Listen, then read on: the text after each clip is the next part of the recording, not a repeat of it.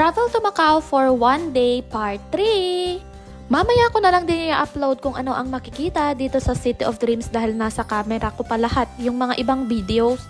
Next naman pala na pinuntahan ko ay dito sa Wink Hotel na kung saan ay pwede kang sumakay dito sa cable car nila na paakyat doon sa mga buildings nila ng libre lang.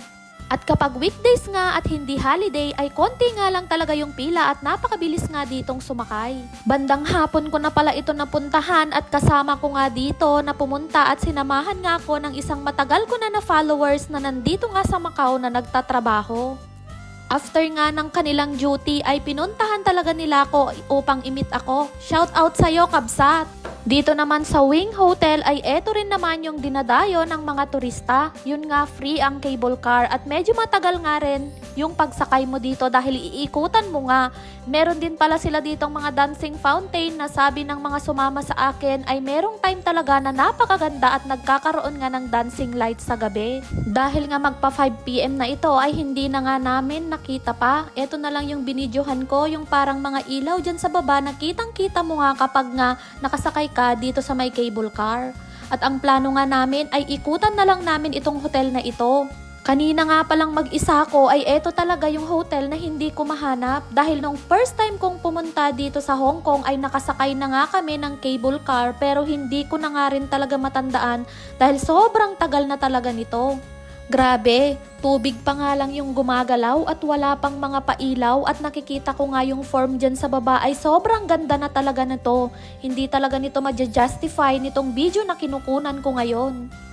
Gabi nga lang daw talaga nila ito pliniplay at hindi na nga namin natanong kung anong oras. Sabi ko nga pagbalik ko sa Macau ay eto nga yung isa kong hihintayin at i-explore. So pagbaba nga namin dito sa cable car ay natatawa talaga ako sa mga kasama ko dahil nagwo-work nga sila dito sa Macau pero hindi din daw talaga sila pumupunta dito na namamasyal. So talaga kapag nagtatrabaho ka sa isang lugar ay minsan ay maraming ang mga tourist spot pero hindi ka pa makapunta. Kagaya ko na nagwo-work dito sa Hong Kong pero napakadami pa rin talagang tourist spot dito na hindi ko talaga napapasyalan. So pagpasok nga talaga namin ay bagay na bagay talaga sa kanya yung pangalan nito na Wink Palace dahil para ka talagang nasa loob ng palasyo. Dito naman sa Wink Palace ay eto naman ang inyong makikita na kung saan ay sobrang ganda po niya talaga.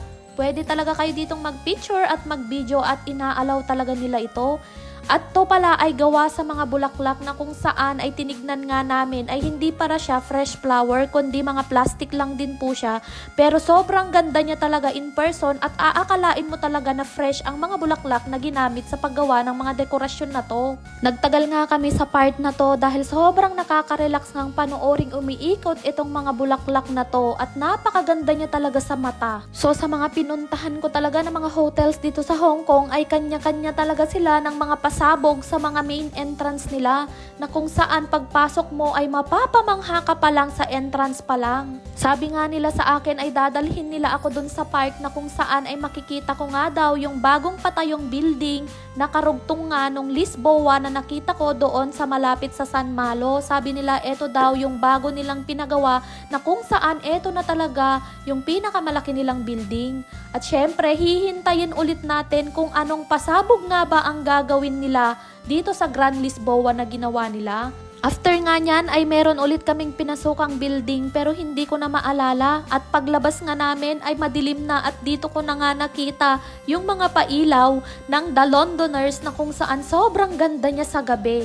At sabi ko nga sa mga kasama ko ay parang Harry Potter vibe nga yung mga building na to. Ang ganda niya talaga sa gabi. Hindi ma-justify ng video na nakuha ko yung nakikita talaga ng mata ko. Etong The Londoners pala ay nasa harapan din po pala talaga siya ng Eiffel Tower na kung saan ay nakita ko nga na may pailaw na rin yung Eiffel Tower na kulay blue. Pero sabi nga ng kasama ko kanina na hintayin nga namin. Pagpasok pala namin dito sa The Londoners ay etong karawahe nga ang nakita nga namin. Parang karawahe nga ito ng Cinderella. Sobrang ganda. Pwede kang mag-picture pala dyan.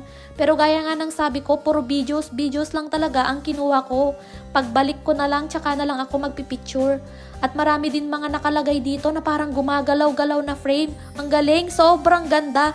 Ito rin naman yung dinadayo nila dito sa The Londoners. Sobrang daming bagay na makikita dito na as in na London vibes. At ito nga yung kanilang main entrance na sobrang ganda. Kala mo palasyo talaga. At sabi nga nila sa akin ay meron daw mga display dito na sobrang lalaking baso na kung saan ay pwede ka ring mag-picture-picture. Pero sabi ko nga sa inyo, babalik na lang ako para kumuha ng pictures. For now ay puro videos na lang muna ang kinuha ko. Eto pala ay inuulit ko na sa loob po ito ng The Londoners. Paglabas nga namin ay gabi na, eto na nga unti-unti ko na nga nakikita yung pailaw nga dito sa Macau.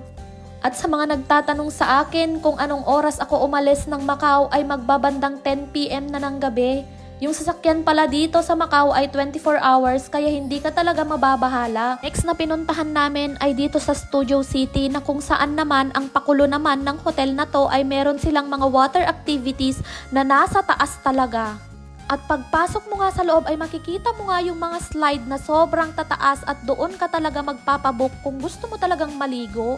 At dito nga sa main entrance niya ay parang sa Okada sa Pilipinas. Sobrang ganda at ang lalaki din. Same na same daw sila, sabi ng kasama ko.